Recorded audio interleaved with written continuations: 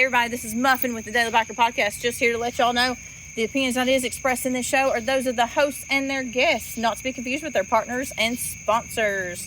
Now, let's get it on. Hey guys, this is Sean from the Bikes and Beards YouTube channel, and you guys are listening to the Daily Biker Podcast. You're gonna love it. Okay. So like you would go like in the closet of your master bedroom and there'd be something in the floor. You open it up and can go down there. Yeah, okay. So almost like a secured basement. Yeah, so the one that they were installing was like 12 and a half feet wide, about 20 feet long. That's nice. You could run running water, electricity. Okay. They were going to be hooking up. It's one of those like the generators outside. So obviously there's not something inside stuff, but it's got like when you come down the stairs, it had a wash off area. So in case there's contaminants, and then an air sealed door. That's so cool. You know, that makes me think, for the podcast, we need to buy an old military bunker. Well, no, I mean, but that's the thing. Silo. I was like, how cool would that be to like, where your office, because this is the White Lightning of the Edison Studio B, but your office here, I was like, that's what Daniel needs for the office. That would be nice. That would be nice to do. So. Yeah. We unfortunately don't have much space. We would have to dig a lot out from underneath the house, because I did look into doing something like that. Oh yeah, you would have to dig out more than you would have to dig out if you did it when you were running. Well, initially we were looking at making the crawl space under the house a full basement. That's a lot of work. And that's what I got into. I was like, it could be done.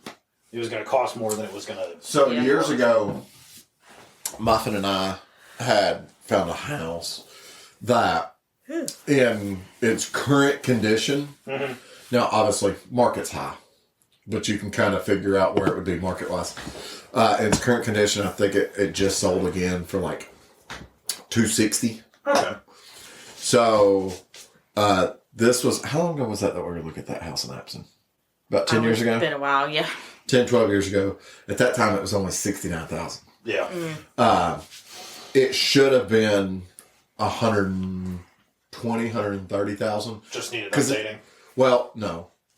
Yes, but the problem was the house was like 1,300 square feet, 2-bedroom, 1.5 bath. Okay.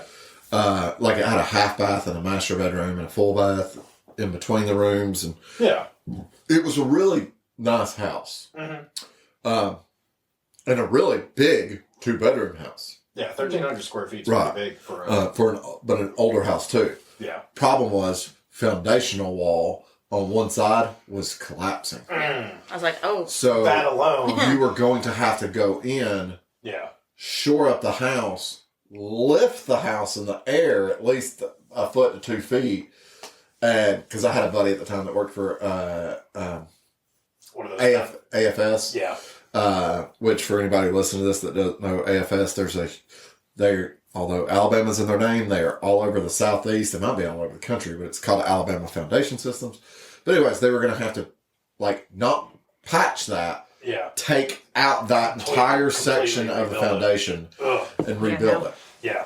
And they said it was going to be like $60,000. Yeah, sounds about right. So the people that did get it, I think they got it for less than the price that it was selling for. I think someone told me they paid like $45 for it, and that guy was a contractor. So when they did that, they also, because there was a garage door, it was basement height, but it was not a basement. It was just a super deep crawl space because it was built on the side of a sliding incline. Yeah, I got you. So they fixed it, and that area now is a garage and workshop in downstairs, and they have like a small hidden stairway in the house that will go.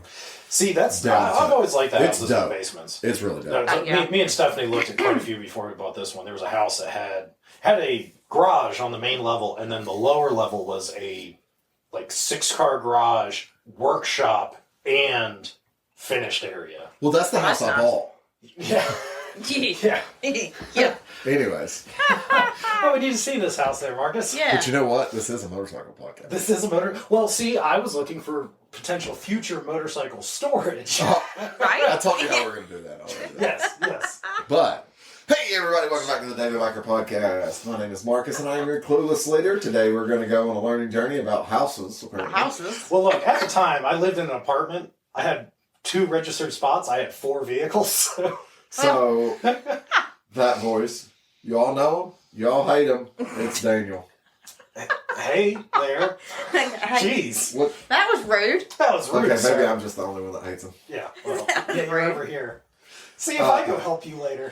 I also have Miss Muffin. Hey, y'all. So, today we're going to kind of talk about a little bit about what we did yesterday.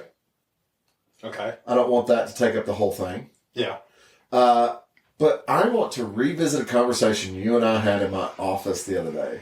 Okay. Recently, You'll definitely have to remind me. Recently, the Powerball.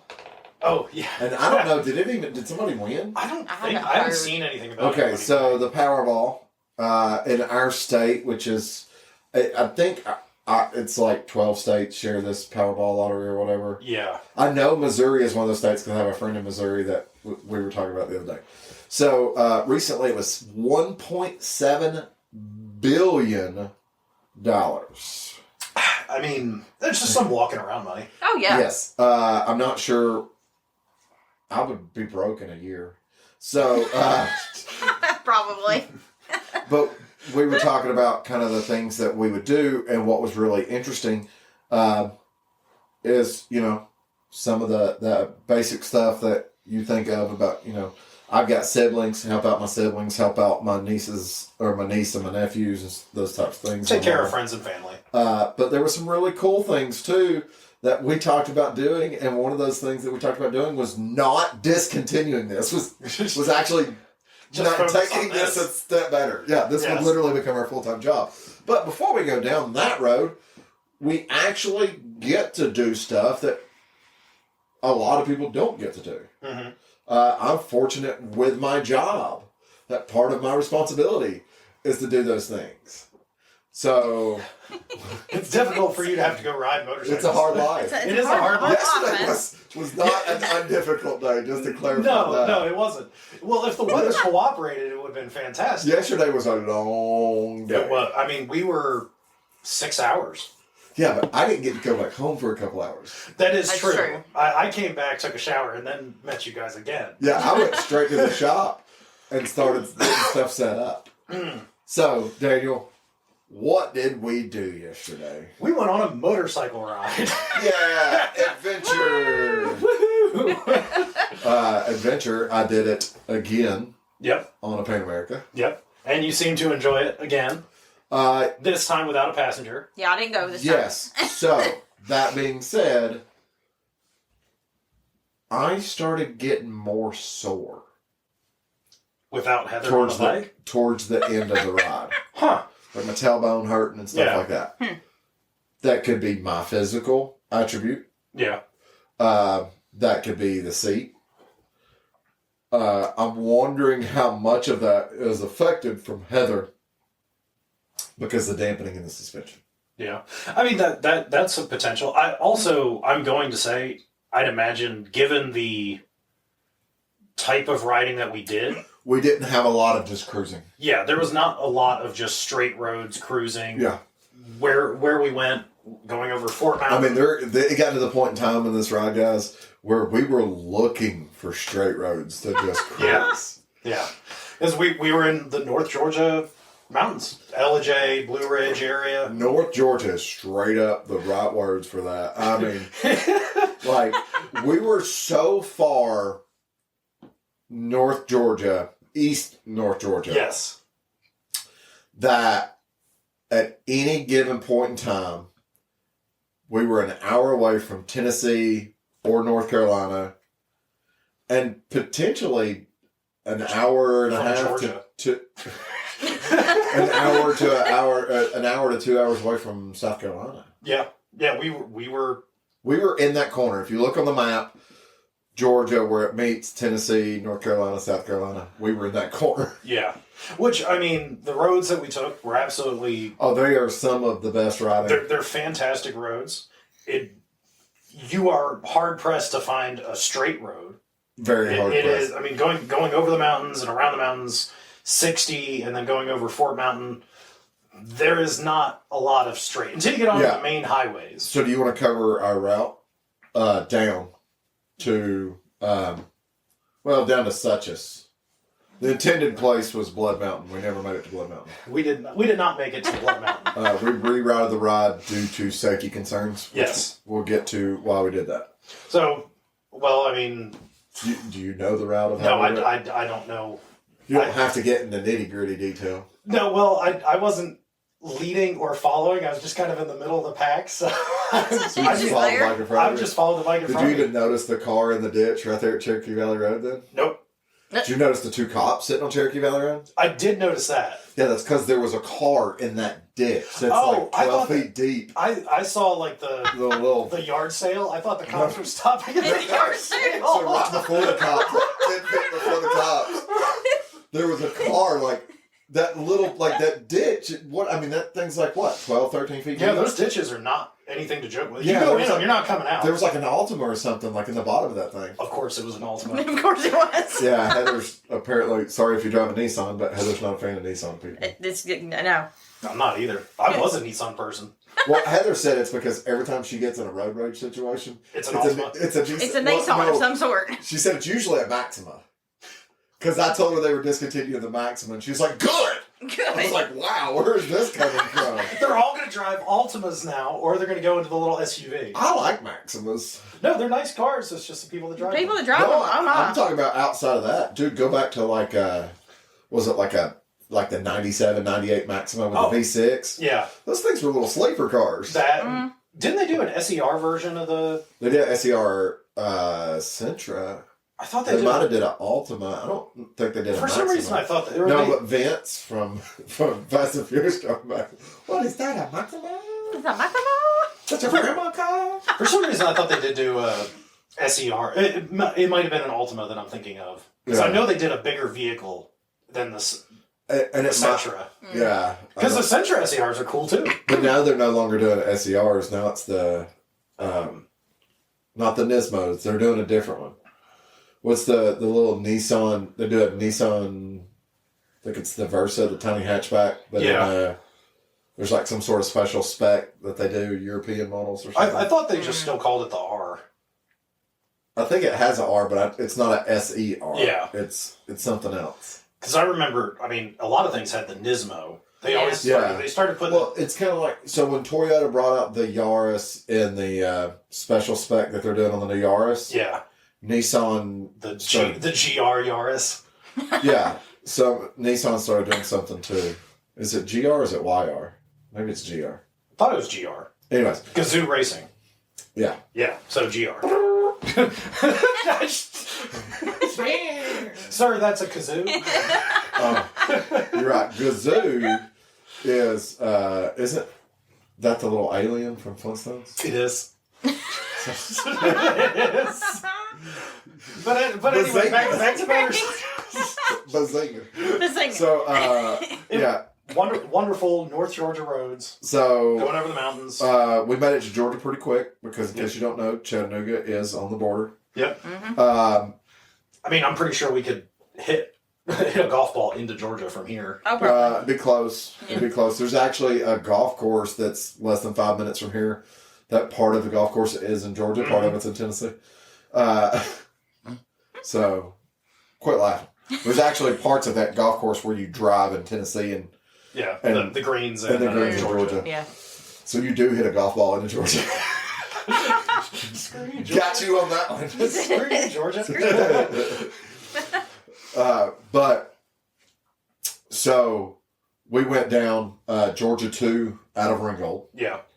And we followed Georgia 2 all the way down to where it runs into 225. Mm-hmm. So where we're at this point in time is not far off of 411. We are definitely getting into what a lot of people consider East Georgia for sure.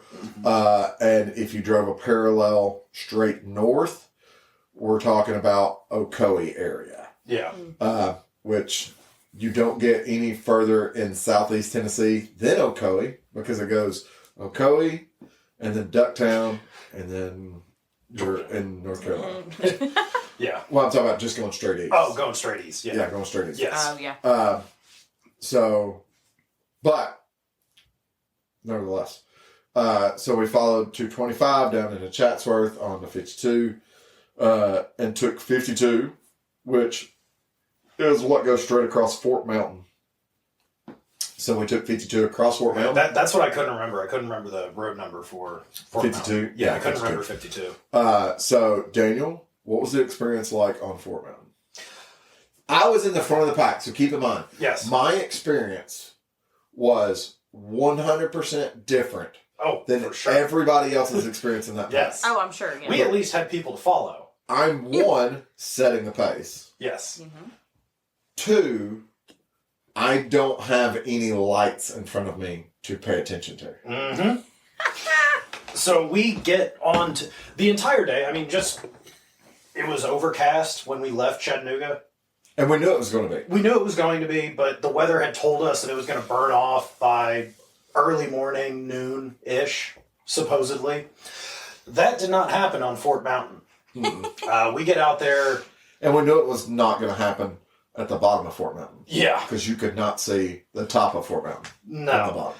So we are coming across Fort Mountain, and I'm 4 bikes back from Marcus, and his taillight is disappearing in the fog in front of us. I couldn't see you. I wasn't leaving you either. No. And that's the thing. Like, Stephanie kept thinking that I was running off and leaving y'all. Mm-mm. No. It's just I was 40 feet in front of you. Yeah. Literally, if you were not a couple bikes ahead, I could see the 3 bikes in front of me. Yeah. Couldn't see Marcus. Yeah. All of a sudden, I'd see your taillight flash on, and then when you let off the brake, that'd be it. Yeah. Couldn't see you anymore. And it's wet roads. We're in fall. So there's leaves on these There roads. are leaves. Now, I have to say, this is something that me and Stephanie are joking about today. Me and those leaves were about to fight. I did fight with a couple of leaves. They came at me with some... I never put the bike in rain mode, and I don't think it would have made a difference. I had it in road mode, full Mine was in ABS, road mode, traction too. control. Full ABS, traction control, all that stuff. But there were still several times where I would feel it slip and then catch, where the rear wheel was hitting leaves. Yeah. I was more worried about the front end washing out on me though when I would hit something. Yeah, just the road conditions themselves. The sun obviously didn't come out until that afternoon when we were on our way back. Wet roads, because it did rain the night before. Mm-hmm. Everything's wet. It's foggy. There's mist coming down. You're riding in a group, on a mountainous road where there are not guardrails everywhere that you want them to be guardrails. So let me say this. Oh, For some reason, they only had guardrails on inside turns. I noticed that. That was the weirdest On thing. the outside Does that turns, make sense? they did not have any guardrails. Not only did they not Or have maybe guardrails. they did have guardrails. No, I looked several times. Okay. There was 0 guardrails. Yeah. There were 0 signs that are like, there's a turn. No, not a single Like, one. a lot of times they'll have like on the Skyway, you'll have the yellow signs Yeah. like stationed in the turn telling you to turn. Yeah. There's no guardrail. There's no sign saying to turn. There's no markers in the middle of the road. Mm-mm. There's nothing. No. I came up on some of these turns and I went, oh shit. I puckered. Yeah. I got a little freaked out. And if you noticed, if you ever looked at your speed, we were only going like 25 miles an hour across Fort And you Mountain. know what? Honestly, there were some times where I felt like that was too fast. Yeah. Maybe it was a good thing I didn't go. Yeah. It was not an enjoyable time. The Well, ride was enjoyable. It was. Yeah. Fort Mountain was not. It was very nerve-wracking. Yeah. Yeah. Because you're never, especially on roads like that, like, if Marcus had an issue and had to slam on the brakes, you've now got a line of motorcycles behind you, Oh, yeah. and there's nowhere to go. You're Yes. either off the side or you're in a you're- deep ditch. Yeah. And, well, it wasn't a deep ditch. Oh, yeah, off the side. Yeah, sorry. Yeah. And we're, Sorry, that was It wasn't a I deep didn't catch ditch. that. a So, super deep ditch. and when he says off the side, a couple of those spots where I was like, you don't want to go off that side. Dude, it was like, I don't want to say it was a cliff face, Yeah. but it was downhill. Yeah. for probably the next couple 100 yards. Mm-hmm. Before, and I'm talking like steep downhill. Oh, no. Yeah, Before, not before it got flat. Before before it went from being like a 75-degree angle to being like a 60-degree angle. Eventually, that's where the bike would eventually stop. Oh no, the bike would have probably, if I'd went off that side, even at 25 miles an hour, the bike probably would have been half a mile down the side of the mountain. Yeah. It was so steep. Yeah. See, that's the going up the mountain is not bad. You know, you have the hill to kind of slow you down if you need it. It's going down. That especially going down Levy roads. I just went between second and third gear, like never hitting the throttle, just letting the engine brake do its thing. I was doing the same thing. I was just like, we're just coasting. Oh, Marcus has got his brake lights on. There were several times where I was like, I hope these people behind me are not getting pissed off because I'm going this loud. I think everybody was okay because by the time we got to the gas station, I was like, who had fun? And everybody's like, Yeah. Well, I mean, everybody's getting sprayed with the road grime from everybody in front of you, and it was cold too. Once we started getting on the back side of the mountain too, I then got behind a car. Yeah. All of a sudden, I'm getting sprayed by cars now. Well, now you know what the rest of us feel like. I'm like, couldn't see out of the glasses. The glasses were just covered in the mist. I had to keep wiping my helmet. I eventually put the visor down. I was doing this, and I realized I didn't close the vents on the top of my helmet, so the top of my head was getting wet. Oh, the fog. It was that fog that was so thick that you were getting you get damp from and it was probably upper 50s on top of that mountain, or when we started going up the mountain. It was like 60 in Chatsworth. Yeah. 60, 61 in Chatsworth. Yeah, because when we were going up the mountain, it did get colder. Yeah. And the thing was like 3 hours later, the sun's out, we're in Suchess, and it was still only like 63 degrees. And we were like, where's this warmth at? Because it was supposed to hit like 70. Yeah. It did not hit until we were coming back. It hit 70 when we got back to Chattanooga. Yes. Jeez. It was going to be 70 in Chattanooga, but northeast Georgia, 50.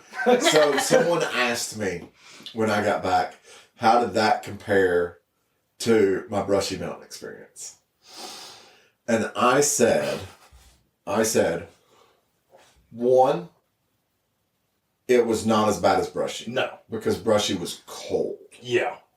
This, I think everybody was prepared for it to be 50 degrees. Yeah. You know, there was nobody that was out there in short sleeves or anything like that. Everybody had jackets, gloves. Everybody was prepared for it. Yeah. My hands did start getting a little chilly, so I turned on the heated grips. Wish I had heated grips. That would have been nice. It's convenient. If I'd been on the CBO, I would have turned on the heated seat, too. Oh, that's nice. Does that have a massager in it for you? And fired up the cappuccino maker. So, no.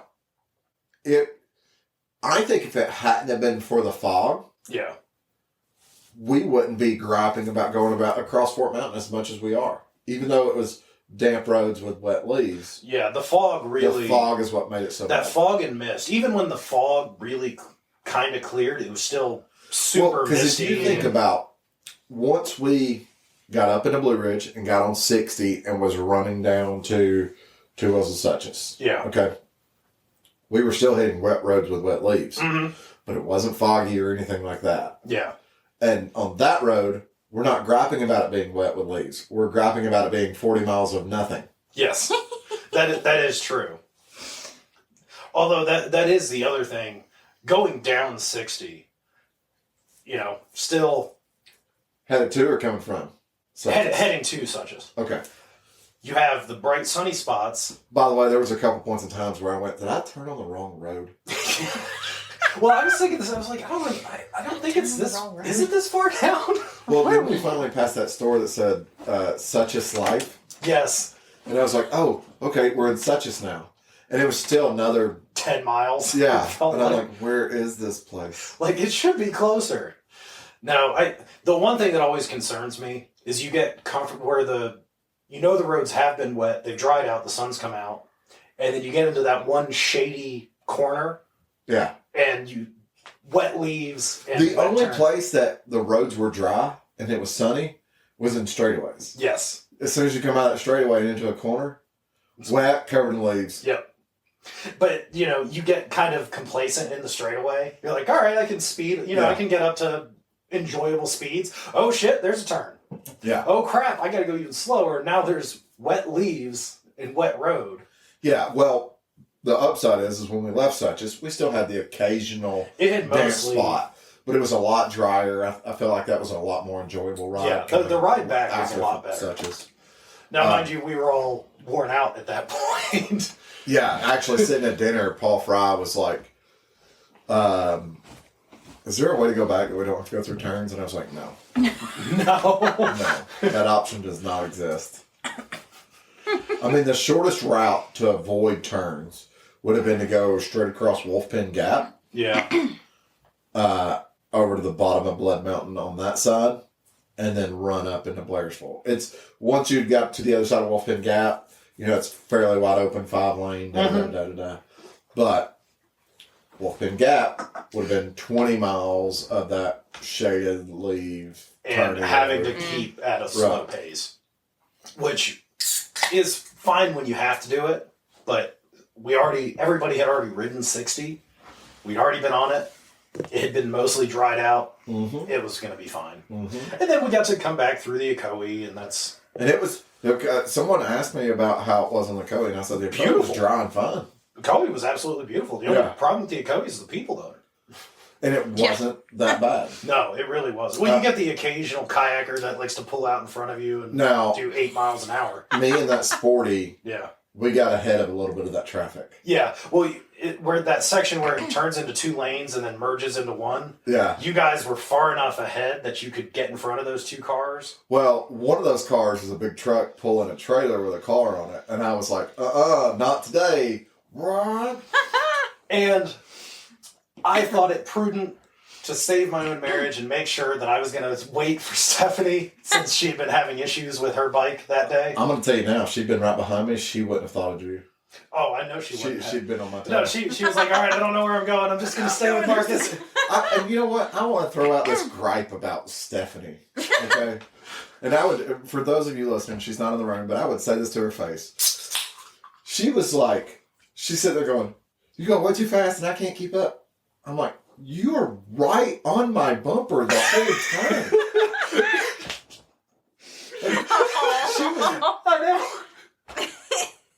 She was doing just fine. Oh, yeah. She was rocking it just fine through them curves. She going, never thinks she moving. does, though. No, She does it's fine. She's like, I couldn't do it. What? You were. Well, the funny part when we It's stopped like- it, when we It's like stopped finishing a race, finishing a MotoGP race in second, going, damn, I came last. I can't keep up. What are you talking about? Well, You just went 193 on the straightaway. when we stopped at the gas station in LJ, Yeah. she was like, why is Marcus saying that we're not going to do the Blood Mountain? I didn't know it was dangerous. Like, where were you? What ride were you on? She was Like everybody else It's that been was there dangerous. was like, yeah, let's just not. she was like, oh, I was just listening to music and just kind of going. So, for those of you to So understand a little bit about why we said it was too dangerous, if it had just like been Daniel and I out on a ride, we probably would have went and done it. Yeah. We still would have gone slow. We would have taken our time. Yeah. There would be no difference in the riding style that we were doing, but we would have went across it. I was leading a dealership-sponsored ride and had to think about everybody's safety on Yeah. that ride. Yeah. Because in a big group ride, you don't know everybody's skill and ability. Nope. You never, and you don't want to over assume. Yeah, you have to make those calls. It's kind of like when we went to Brushy and it snowed on us. Yep. Why did we continue on to Brushy when it started snowing? Because we were almost there. Because we were like three miles away from Brushy Mountain. It's like our better option is just Keep going. Just go on to Brushy Mountain. Yeah. We get inside, we warm up for a few minutes, Yes. and then Yes. suffer on the way back. But I don't think we've been in it. I think this is the second time we've ever been in a situation on a ride where it's like, let's talk about what's going on. Yeah.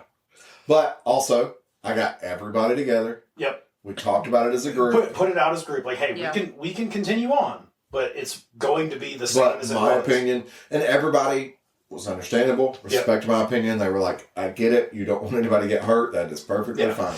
But I think everybody did still want to go to Suchess for lunch. So that's why we continued on. Well, and that was the thing, too. Like we just said, 60's still a great road. Lots of fun curves on it. Yeah. It's a fun road. Yeah.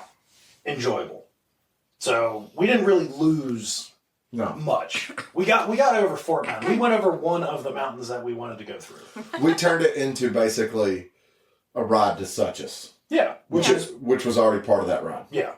Yeah, we just diverted slightly. Yeah. Although I will say, the other ride that I'm thinking of that was questionable weather was coming back from Jack Daniels. When it started raining. Oh, that heavy rain. But that was just heavy rain. True. That was just heavy rain. Except for when we're going across Suck Creek coming back. Yeah, true, but that was our choice to go across that. That was our choice. We could either go the interstate. Right. We chose not to go the interstate because of potential of traffic. Yeah, and being stuck in the rain. And sitting still in the rain. So we decided to have continuous movement, but slower. Yeah. Going across But at that point, too, it was pretty much everyone that had gone with us had gone their separate ways. Yeah. Yeah. Because it was when we left and got caught in that rain, it was, 85 degrees outside. Yeah. I mean, it was, and it was just rain. It wasn't thunder and lightning or anything like that. No, it was just heavy rain. Right. Well, until it was summer showers. Until me and you got on 75-24. Yeah. Well, we got into a dry spot. We did. Like on the backside or on the front side of Suck Creek for us, what we call the front side of Suck Creek in the Chattanooga side, we were dry until we started coming up the ridge cut. Mm-hmm. And we could see the rain. And that's when it started thundering and lightning. About the time we got... Because I think we stayed dry for the most part up until about the split. Yeah. Yeah, it kind of we hit started... the split, and it literally was like a tornado coming through, the thunder and lightning and everything. And at that point in time, I made a conscious decision to go, I am like a mile from my house. Yeah. I am going home. Well, that's... Me and you were on comms. Yeah. So you're like, are you going? Yep. All right, let's go. We're doing this. Yeah. We just stayed on the... Yeah, because our last person that was with us had already peeled off. Yeah, it was just they lived in like Hickson or something, so they peeled off. Yeah. And then you talked to me, you're like, we're just keep on going. I said, go, just go. I remember getting back to the house, pulling to the garage, and just turning my boots over, and just water is pouring out. And then immediately, as soon as I get into the garage, the rain stops. I think I walked inside the house, went straight to the patio. and stripped down. I did that in my garage. I was like, nope, all this is coming off. Yeah. But, I mean, we were talking inclement weather rides. I would say that's a bottom 3. 100%. Yeah, because most of them have been pretty good. Okay, sorry. I know for y'all, it's like, what happened? Don't worry about it. Don't worry about it. It's fine. So about the ride.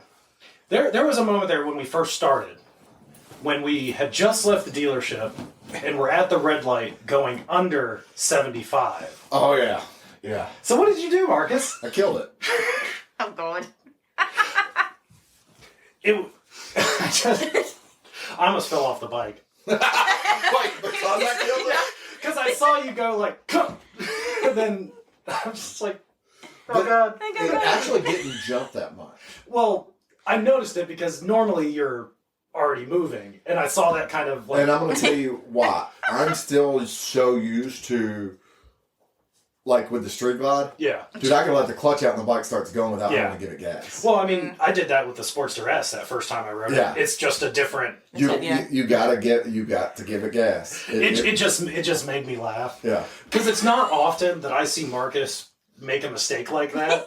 So it tickled me. I'm glad that I made you giggle. You did make me giggle. He goes, I was laughing so hard I almost dropped the bike. To me, it wasn't that big of a deal. I was like, no, it's not a big deal. Like, you know, everybody's stalled out a bike before. You turn the key back on or off or do whatever, you have to do to get the bike to go, and you hit the start button and you go. Yeah. But it was just funny. It's just funny for me. Because, you're leading a dealer ride, too. And this guy doesn't know how to ride. Like, if it was just me and you, just riding around, it'd be one thing. Well, fortunately, like, the first 7 people in that group are all people that have rode with me before. Like, they all know who I am. It wasn't like, does this guy not know how to ride? So there was that advantage. Like, this guy's late, This really? is the best Harley has to offer? Literally. Not counting Stephanie, the first 5 people were on our last ride. That counts me and you. Oh, really? Yeah. Huh. Yeah. Oh, yeah, they were. Yeah. So that's what I'm saying. And one of those guys has been on every single road ride. He was the one guy, the guy that was on the red road glide. Mm-hmm. He was the one that went to the Trials Training Center with me. Oh, cool. So, hey, he's out there for every... he enjoys it. Yeah. Well, they're fun. They're good lead rides. Yeah. You get to go with a group of people, have a planned out route for the most part, people that actually care about your safety, which is important. Yeah.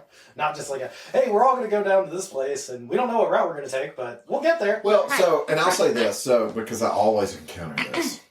Someone wanting to know literally every single detail about the route. I lay out a rough route for the ride. Mm-hmm. It's like, this is what we're going to do. Okay? Sometimes I can't tell you everything. I can tell you when we go to Brushy, we take Highway 58 into Kingston, take a left, go down, take a right, go underneath I-40, come back out on a 27. I cannot tell you the name of that road where we take a left or where we take the right and go under I-40. See, and I'm very similar. It's like, I know where I need to turn. Yeah, I don't know what the road is. It's like maybe there's a landmark. There's like by this burned out stump, you're gonna make a right. When we go to Brushy, take a left at the second traffic light in Kingston. Yep. Take a right before Lowe's. Yep. See, and that's landmarks. And it gets you right there. Yeah. And then go on a billy goat trail. Yeah. Yeah. And that's it. That's how we get around in the South. Landmarks. Yeah. So, but like, that was for that ride yesterday. Mm-hmm. Someone was like, "Oh, what way are we going?" I'm like, "I'm gonna take us over to Georgia 2. Yep. That's gonna be whatever way I feel like. However I feel like getting to Georgia 2. Yeah. We're going to run Georgia 2 to 225 to 52, across Fort Mountain, on to 515 into LJ. And we're going to run that all the way up to Blairsville. The plane was all the way up to Blairsville. And then on to Fort Mountain. Yeah. So, obviously, we had to improvise, adapt, and overcome. Yeah. Hey, it happens. Now, and that's the thing, like, if some people might have been on that ride and they've been like, oh, well, there's a better route to get to Georgia 2. You're right. There's better ways to get to Georgia 2 than the way I went. But the way that I got us out on Georgia 2 was in a very low traffic area that I could make sure all the bikes could turn left onto a busy highway without a lot of traffic. Because that is something that we... And that car stopped. That car did stop, which was nice. Yeah. Now, I mean, that's something that we've run into quite a few times, depending on how large the group is. When it's a small group, it's a lot easier to stay together. You can all kind of bunch up and make it through a light or an intersection like that. But when you have a large group, what do we have, 15 or so bikes? 16 motorcycles. So that's a relatively large group of people. Yeah. Trying to make sure that they all stay close enough together to make an intersection or a light. Or and if somebody's on here listening to this that actually follows Knucklehead Adventures, follows his YouTube or his Instagram, he's got a street glide, and now he has like, I don't know what color you'd want to call it. Everybody keeps calling it the key lime pie. That's I think that's fair. It's like a key lime colored Pan America where his dog rides with him. He's one of our customers, and he was on the ride with us and seemed to have a good time. It's a blue pan with the bar shield key line. Well, it's not a factory blue. It's not. No. It's kind of like a seafoam blue with the lime green Harley on it. I love it. Like that. Yeah. We're going to go through the color palette. Hold on, let me get my color palette. If you want to look up the bike, go to Instagram, type in Knucklehead Adventures. So. Yeah. And Knucklehead, or Nux as I like to call him, that dog loves me to death. Oh, absolutely. He's so cute. Well, he just wanted to be on the bike. He was excited. Oh, he loves riding motorcycles. Yeah. He does that on his own. he promised it and we didn't see it. I thought the dog was going to ride the bike and he was going to sit in the basket. I thought so too. Never happened. I'm disappointed. Next time. Next time. Aaron. Be like, Aaron, you have disappointed all of us. You have disappointed all 5 listeners of the Daily Biker podcast. All 5 of them. So, that being said, on us having a good ride yesterday, let's move on to $1.7 billion. Yes. Oh, That'd be a lot of money. yeah, that's a lot of money. Be quite enjoyable to have. So, I told Daniel, first of all, if I had that money, Heather's going to quit working. Not by my choice, by her choice. Yeah, for real. Just so you know, I'm quitting. I'm quitting. So, I told Daniel that Stephanie has to quit her job, too. That way she can keep Heather company. Because there's going to be things that me and Daniel do Yes. that, non-offensively, you're not going to want to do, though, Heather. No, I'm sure. Yeah. Like our first big trip. Yes. We would love to be able to present stuff to y'all. Like we talked about going to India, buying Royal Enfields off the show floor on the furthest, either most eastern or western point Just of India. ride across the country. And ride across the country. Camp the entire way or do Yeah. whatever. If you ever enjoyable watched type things. Top Gear or the Grand Tour, their little things that they do, Yeah. we would do stuff like that. We would compete in the scooter cannonball where it's no scooter bigger than 300 cc's right all the way across the U.S. Dude, that sounds like fun, though. Doing all the events and going to all the bike shows, the bike weeks, big bike That's what events I wanna across do, the yes. country and world. Yeah. And really, I think just us doing the random adventures Yeah. would be like We would have 2 people with Daniel. This Yes. was something we discussed. Only because it would make mine and Daniel's life easier. There's nothing to do with making anybody else's life any easier. No. Just makes mine and Daniel's life easier. We would hire 2 people. One of those would be a camera/video operator. The other one would be an editor. Yep. Obviously, the editor person could help operate camera and video. In addition to all the cameras that we would look like those. Oh yeah, we would have GoPros and all that other stuff. But like if you think about when you watch like Common Trend, Yeah. it's not just the 2 of them. Oh no. They have a crew that goes with them. They don't interfere, but they film and they have the mics. Yeah, because no one would want to watch just an hour-long GoPro video of just facing forward or one Correct. facing back. Yeah. Correct. You need the So there would be the footage of us doing that, crossing India on Royal Enfield Himalayans, yeah. and every once in a you're, while you're going Himalayan. I was thinking like we'll just get like the Bullet 500, something that's not made to go off road. every once in a while Oh, we're Lord. showing the camera like in the background. What we do is we go over there. We truly do it Top Gear style. We get like the 2 most streetable Royal Enfields, and then we have like a T7 follow us.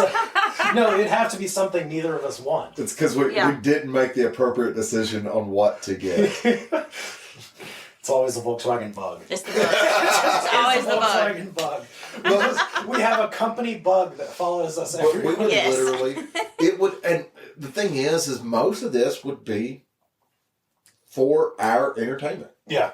We would literally turn this into a full-on production. Mhm. Obviously, we'd still, at least once a week for the Die Hard podcast, we'd still sit We'd around and still do a talk about podcast. what we're doing and stuff like that. And our experiences that we were dealing with at that current point in time. But there would be the videos and stuff that would come out from... And I think, that it would just be, that would be our full-time job. That would what we would 100% both do. become our full-time job. Yes. Now this is, if we win the lottery. Or if someone wants to donate $1.7 billion to the podcast. Donations. We'll even take $1 billion. Speaking of donations, I panhandled on the last episode, so I want to say this real quick. If you would like to donate to the podcast, no, hang on, let me finish, Daniel. He's already laughing at me. We talked about this. Yes, I know we did. So if you want to donate to the podcast, not for me, and I'll get to that, just because you like our content, you can hit us up. I'll send you the Venmo link. The Venmo account is at the Daily Biker. I did have one of our listeners send us some money.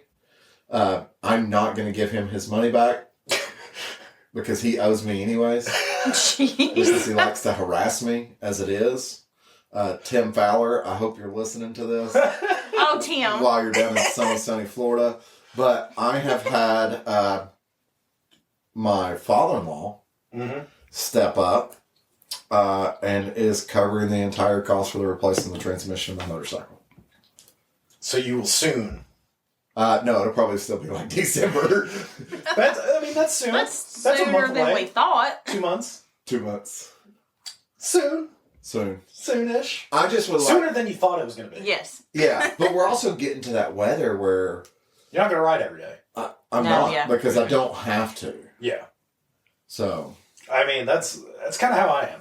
Like, Yeah, look, if it's raining when I'm getting ready to leave for work, I'm not going to get on the motorcycle. I don't have to. Yeah, you don't have to. Well, and in the South here, it rains in November and December here, just like it does in April and May here. Yeah. It's like, if it rains, it's that time of year type deal. I mean, it's just one of those things. But it'll also be 50 degrees outside. Yes. 45 degrees. And wet leaves. And wet leaves. Wet leaves. And wet leaves. So, that's what we experienced. Another thing I said I was going to do, though, if I won the lottery, I'm not building this gigantic house and Big everything. mansion. Yeah. I'm literally going to build, like, my dream home setup, which is, like, 1,500, 2,000 square feet. He might bump it up to 2,500 square feet. I just want a barn dominium. So, it wouldn't be a barn dominium, but you would still enjoy it. And we'd end up, like you were saying, find a building somewhere. Yeah. Whether it was downtown or something, we'd find a building that could house some motorcycles, extra vehicles. A warehouse. And Yeah, a warehouse. what? I don't think we need a whole warehouse. And Look, I've got a lot of You buying say that I wanna now. do. You say that. and a really nice podcast studio, as well as a guest lodge. Mm-hmm. Not a hotel, Not a hotel. but a guest lodge. The studio will be next to a hotel, so haha. For like Peter gonna come in town for a week and ride motorcycles and stuff with us. If we had that, Yeah. it's like, here, Peter, here's the lodge. Have access to be able to get into the lodge and stuff like that. Yeah. As of right now, it would be my guest bedroom. Yeah, yeah, pretty much. Or So- your couch. Or our my couch. Yeah. Because my guest bedroom is my couch. The problem is I'm on that couch most of the time. Well, you might have company. I am literally in my bed from like 11:30 p.m. to like 8 a.m. Hey, Phil would get on that couch with you. He don't care. I know Phil would get on the couch with me, and I'm perfectly fine with Phil getting on the couch with me. That reminds me, Mr. Grayson Fielding will be in town this coming Saturday. Oh, fantastic. So, Where are we riding to? we've got stuff at the shop. What's Saturday? What's Saturday at the shop? Pan America Seminar. Oh. Oh, that's right. So where are me and Field riding to? He's coming for the Pan America Seminar. I'll go somewhere with Wonder you. where I'm going to go. The Pan America Seminar. Okay, fine. Like, fine. I'll ride to the shop. All I'll- 3.5 miles. I could potentially, not necessarily, but potentially use your help for that Pan America Seminar. Okay. Because I have to get it all on camera. I got you. And I did that last time, and we're doing camera setup a little bit differently. Okay. Well, all you got to do is let me know. But Phil's coming to town because of his medical expertise, where he's going to be going over, what to do in the event of an accident while out riding. Yeah. That's always good to know. You know what? That's a good thing to know. Whether you're doing off-road riding or on-road riding. Well, and that's the thing. Phil doesn't do the off-road riding, and he still keeps a small medical kit that has like a tourniquet and bandage and stuff like that. That kit came in handy. No, it did. Yeah. Phil paid him off. actually, when Heather busted her face open. Yeah. For those of y'all that are listening to this and want to know 100% of what we're talking about, She ran into a doorknob. even if you've listened to every episode and you're like, wait, I don't remember this. So go back and listen to Advice from Your Drunk Uncle. That's the name of the episode. I don't know the episode number, but it's called That's Advice actually from one of Your the Drunk best Uncle. episodes. It's where five idiots sit around and talk about what is a performance bagger. Yes. Um, I wasn't on that one. Muffin's briefly on that one, and I don't know if you can hear her, but we make her laugh. She starts laughing, and then followed by an owl. That was a painful laugh. From the bedroom of Condo in Panama. That's painful. Because the day before, Muffin, thinking she's a strong, independent woman, I am, but at the time I decided was to try not. and sit on a handrail at the lick, and had already had some beverages in her. Yeah. And she fell face first, and I mean, put a hole in her chin. Mm-hmm. On the concrete. Cracked her tooth. Yeah, fun times. Concrete's not very soft, is it? It's not. She refused to leave. But drink's She not wanted done. another drink. Well, They didn't Yeah. want to leave. They kept feeding me drinks too, so it's fine. Yeah. like if you But- drink enough, you don't have to worry about it. Right? I tell you, probably the person I was concerned about, oh Lord, I hope she's okay. Yeah. The person that seemed to be the most like sensitive to the situation about, oh sweetie, holding her hand, stuff like that, was Big Brother Tater. Oh, Tater took care of me that night. He did. Yeah. It's like, look, all right, you stood up, you're fine, we're good. He was the first person to pick me up. Oh yeah. love Tater. Tater don't come around no. Tater's afraid to drive. I miss you, Tater. He's afraid to drive down from Mount Juliet. Such a far drive. Yeah. Ooh, Mount Juliet. Anyways. You've offended all of the Mount Juliet listeners. But you know what I just did? I gained like 40,000 more listeners in Nashville and Murfreesboro. That's probably true. And that's just today. Tomorrow it'll be another 40. It's a different story. And probably the entire town of Smyrna, Tennessee. Yeah. We still exist. We're our own town, I promise. I don't know about that. Jeez. Oh, goodness. Saying Smyrna is its own town is kind of like saying there's no money in Franklin. Yeah. Yeah. Yeah. Nope, not $1. All those people up there right now are like, he doesn't know what he's talking about. You're right, I don't, but I don't care either. This is just for good listening. It's We're in high Chattanooga. quality You keep yourself up entertainment. there. And everybody from California that's acting right now like they have no idea what I'm talking about, don't even play. I know y'all have looked at real estate in Nashville. Don't even act like that. Yeah, don't play. There is all kinds of like, I have came across so many TikTok reels of like Californians moving to Nashville. Mm. And they're hilarious. One of them's like, it says like 1 minute outside of Nashville, and it's like, oh, these are nice. These are really nice houses. And it's like, but it's like 1 minute outside Nashville, 10 minutes from the new house is supposed to be the whole thing. Yeah. And like the times keep changing. And like, you just get to a point where they're like, it says 1 minute away from the new house, 9 minutes outside of Nashville. And they're like, we're in the wrong part of town. We gotta be in the wrong part of town. You're in the wrong part of town. So, there you are. There's like this, this ring. Like, you get 10 minutes out of Nashville and you start going, where are we? And then another 10 minutes later, it goes back up. Mm-hmm. So like, wow, these are really nice houses. Yeah. Hey, look, there's a private farm with... Are those Arabian racehorses? There probably is some up there, trust me. Oh, I'm sure. I'm sure. Don't doubt that. There's a boxer breeder up that way that we went to, and when we went out to where that boxer breeder was, it was like, I was like, are we in the right place? And he's like, yeah, I'm following the GPS. And I was like, but we're going to somebody that breeds boxers. He's like, yeah. I was like, how much did you pay for this boxer? Yeah. And he told me, and I was like, yeah, we're in the right place. Yeah. Yeah. You Jeez. even talk where money is. You think we spend a lot on our motorcycles. Yeah. Dog people. Dog people. What? I like my dogs. Sorry. Love that you looked at her, not me. So, Yeah. My dog's a rescue. So's mine.